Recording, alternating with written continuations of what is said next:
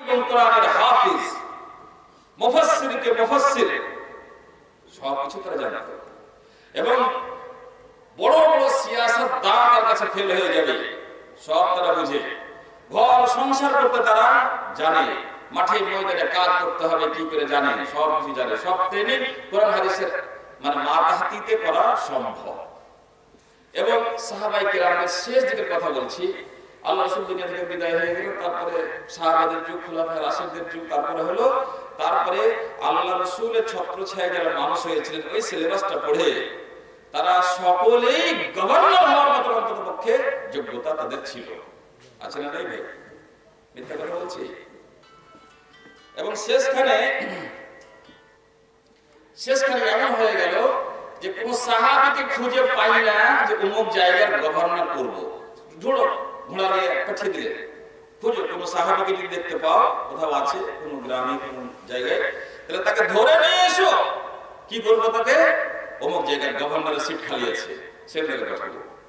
তাহলে সেই স্টুডেন্ট গুলো এত দক্ষ এবং এত বাসালাহিয়ত ছিল, এত বামাকসাদ জিন্দেগির সবক পেয়েছিল তারা, যে তারা গোটা দেশ রাষ্ট্র চালাবার সমান যোগ্যতা রাখত।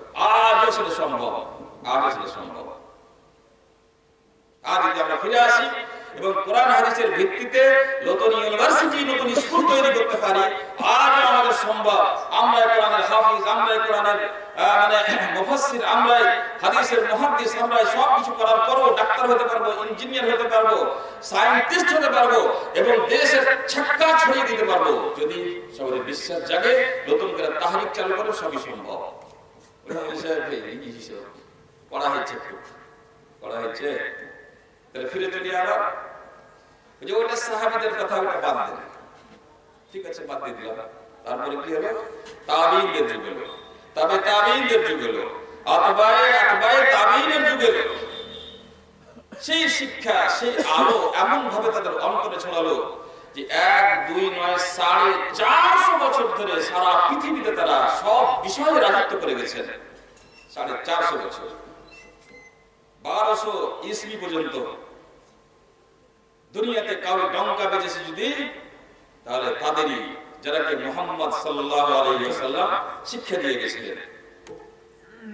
আমি যদি বলি একজন মৌলভী সাহেব হিসেবে নিজের ইতিহাসের কথা বলছেন, নিজের দহিকেও ঠাট্টা বলে না, কোন মায়ের নাম যদি থাকে তাহলে সেই 600 বছর থেকে নিয়ে 800 বছর থেকে নিয়ে 1200 খ্রিস্টাব্দ পর্যন্ত দেখা দুনিয়ার কোন ইতিহাস যেখানে শিক্ষা দীক্ষার সায়েন্স টেকনোলজি এত চর্চা হয়েছে, এগুলো মুসলমানেরা করতে পেরেছে। দেখা একটা উদাহরণ, ইউরোপ তখন জাহিল ছিল, আমেরিকার তো জন্মই হয়নি। কাইসার ও কিসরা, রোম আর ইরান, এরা রাজত্ব নিয়ে ব্যস্ত ছিল, যা আল্লাহ রাসূলের এই সিপাহীরা তাদের কাছ থেকে কেড়ে নিয়েছিল, জয় করে নিয়েছিল। আধখানা ইউরোপ গোটাই এদিকে দখল করে নিয়েছিল এবং এদিকে এশিয়া থেকে নিয়ে ভারতের বাহরুল হিন্দ পর্যন্ত সব তাদের আন্ডারে গোটা বিশ্বকে জয় করেছিল। তারা এটা জয় করেছিল, তো যুদ্ধ জিহাদ করতে পারত, ওই জয় করেছে। আর সায়েন্স এবং টেকনোলজির ময়দানে কি করতে পেরেছিল? সায়েন্স আর টেকনোলজিকে তারা জন্ম দিয়েছিল।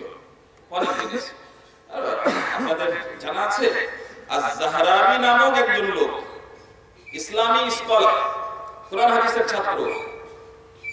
সেই জাহরাবি সর্বপ্রথম পৃথিবীতে সার্জারিকে ইজাদ করেছেন, সার্জারিকে আবিষ্কার করেছেন। অপারেশন করার সাহস পৃথিবীতে কোন মানুষ যদি করে থাকে তাহলে সেটা হচ্ছে সেই মুসলমান, যার নাম আজ-জাহরাবি। এবং সার্জিক্যাল ইনস্ট্রুমেন্ট, ছোট যন্ত্র, বড় যন্ত্র, ব্লেড, কাঁচি, টেঁড়া, টাকা, যত যা আবিষ্কার করতে হয় আজ-জাহরাবি আবিষ্কার করেছেন এবং নিজের হাতে সর্বপ্রথম অপারেশন তিনি করেছেন। এই জন্য তাকে বলা হয় ফাদার অফ সার্জিক্যাল ইনস্ট্রুমেন্ট, তাকে বলা হয়। দুনিয়ার কোন মায়ের লাল তার আগে পর্যন্ত এই সাহস করতে পারেনি। আপনারা আরো নাম জানেন, আল-ইদরিসি বলে একজন আছে, ফাদার অফ জিওগ্রাফি। তিনি সর্বপ্রথম কি করলেন? চিত্র এবং মানচিত্র, দুনিয়ার নকশা, সূরাতুল আরজ নামের দুনিয়ার একটা ম্যাপ তৈরি করলেন। এটা কোন যুগের কথা বলছি? যে যুগে কোনো স্যাটেলাইট নাই, কোনো যোগাযোগের ব্যবস্থা নাই, কোনো কম্পিউটার নাই, কোনো মেজারমেন্ট করবে তার কোনো যন্ত্র নাই। কোন দিকে কি আছে চটচট করে ঘুরে চলে আসবে হেলিকপ্টার নিয়ে, সেটারও ব্যবস্থা নেই। সেই যুগে পৃথিবীর ম্যাপ আঁকা তৈরি করা, কম বড় কথা, একটা গ্লোব তৈরি করা, উনি সূরাতুল আরজ নামে পৃথিবীতে, আমি যেটা বলতে চাই মনে রাখবেন যে কোরআন হাদিসের সিলেবাস পড়ে এটা করা যায় কিনা এটা ভুলিয়েন না আবার। আমি সেটাই প্রমাণ করছি যে যায়, এবং তারা করে দেখিয়েছে। একদিন দুদিন নয়, 450 বছরের ইতিহাস আছে, তারিখ আছে। কারণ খুব মনে হয় যে মৌলবীটা পাগলা হয়ে গেছে, যে পড়ো ইতিহাস পড়ো, তোমার কোন বাপ প্রমাণ করতে পারবে যে না এটা লয় এটা। ইবনুল হাইসাম নামের একজন লোক